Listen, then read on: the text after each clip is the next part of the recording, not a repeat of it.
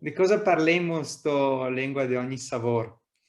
Vi parlerò invece delle grafie del Veneto, dell'evoluzione che l'ha avuto la grafia del Veneto nel corso dei secoli, partendo dalla grafia medievale, passando poi alla grafia classica, quella che dopo il Boerio, che è l'autore del più prestigioso dizionario veneto e veneziano, che abbiamo, e arrivando alle grafie più moderne e più contemporanee, insomma.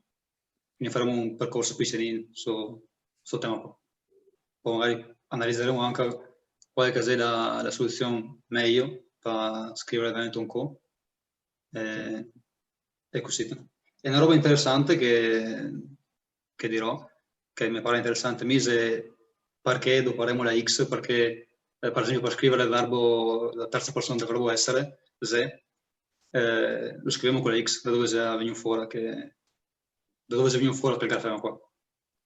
Allora, mente il seminario dell'8 de maso vorrei parlare dei veronesi dell'antica Roma, che de sicuro gli aveva conosciuto de persona l'imperatore del suo tempo.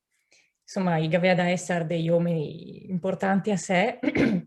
Infatti, ricatemo in alcuni testi della letteratura greca e latina, dunque che aveva da essere, insomma, conosciuti ai suoi tempi, e anche soprattutto in alcune iscrizioni latine. Iscrizioni latine che gli è sempre dei testi latini, ma scritti su diciamo, dei tocchi di pietra, tutti fatti bene, tutti parecchiati bene, perché la gente la aveva da ricordarsi di chi erano sti uomini e le faceva perché che camminava da rente, lo aveva da leser, che era sti qua, il nome, quel che aveva fatto nella sua vita, tutta la sua carriera, insomma, e è delle fonti importanti a sé, insomma, per noi altri. Tanto mi sa che veramente ne porto via il blocco appunti, perché sembra robe interessanti. E a me pensavo di parlare un po' di quello che è il mio campo, dunque la biologia, e perché mi è sempre piaciuta sta roba di dire, caspita, sarebbe bello fare un fiato di divulgazione scientifica in Veneto. Sì, proprio in lingua veneta. E dunque, eccomi, parlerò magari proprio del mio campo di studi, che è proprio più molecolare, legato magari alla progeria. E dunque, ecco, partire proprio dal DNA e vedere tutti quei meccanismi molecolari che provoca sta malattia, ma anche tutti quei meccanismi che si anche in tutte le persone, solo che sono diversi. E ecco una roba che cercherò di fare, ne parlavo anche con Paolo, di collecare qualche parola magari nuova, veneta, per descrivere qualche roba tipo le cellule, che non sarebbe un termine veneto per definirle, però vuol dire piccola cella, dunque l'idea sarà 6, non so, ecco, vorrei cattare qualche, ecco, neologismo veneto per robe scientifiche, e proviamo. Dopo magari passo un castrone, però intanto le provo. Ma se consigliamo... Ecco, oro. È sempre una sfida, diciamo. Perfetto. Mi sono più fortunato dell'esame, nel senso che mi parlerò di antropologia. Mi so via fare un dottorato in antropologia all'Università di St. Andrews in Scozia e qualche anno fa mi sono occupato di carnevali tradizionali in Veneto e in particolare del carnevale della provincia di Belun sul Comelico Superiore, che è Naval, che la confina col Tirolo.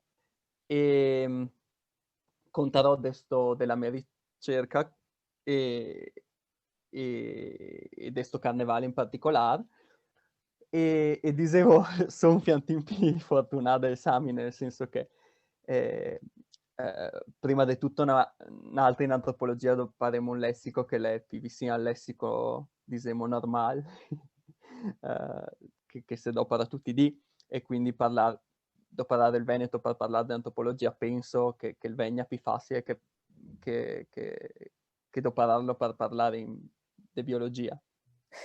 E poi perché c'è qualche esempio di antropologhi recenti che hanno parlato qualche parola in Veneto per parlare di idee complicate dell'antropologia, che è un antropologo veronese dell'Università di Verona che l'ha introdotto dentro il dibattito antropologico l'idea dell'imbombegamento.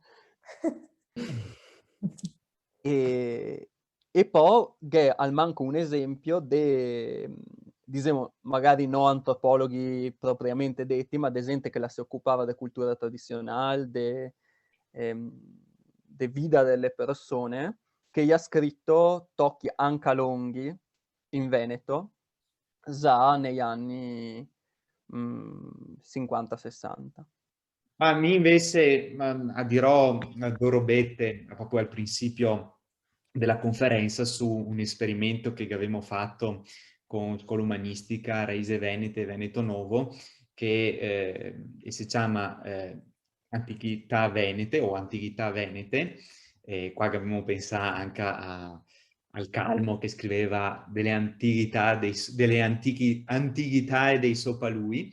L'esperimento è stato di insegnare, diciamo, dei aspetti della storia della Venezia antica in Veneto e abbiamo parlato di testi latini, grechi e anche abbiamo considerato certe iscrizioni venetiche e abbiamo fatto sempre traduzione in Veneto. Allora, è stato un esperimento che potrebbe essere doparà eventualmente per partire, per fare un discorso su le possibilità appunto di operare il Veneto con la lingua veicolare all'interno di altri insegnamenti. Ma diciamo, mi parlerò più che altro di questo piccolo esperimento e insomma, dopo chi che ascolta si farà la sua idea, insomma. Sono curioso anche di sentire le cose che vengono dette, insomma, da tutti quanti. Anche a me, anche a me. Allora, se vediamo... Quando sei che andiamo da vedersi? Mi medesmente tutto. L'8 maggio, se non sbaglio. Dovrebbe essere sabato un'altra settimana. Ciao, hai ragione. Pensavo che fossimo ancora... Mi pensavo che fossimo ancora l'anno passato. Il Covid ne ha un po' ci va. Sì, ciao, va, sì. Mi faccio proprio fatica a capire meglio che segno. Sì. 8 di maggio, a che ora? 3 mesi, mi pare. 3 mesi. Va buono, allora se qualcuno vuole farsi un sonetto, vatti di scominciare, farlo. Esatto, sonetto e dopo festone, nei limiti ovviamente del possibile. Dopo festone, sì. Sono brava gente. Sì.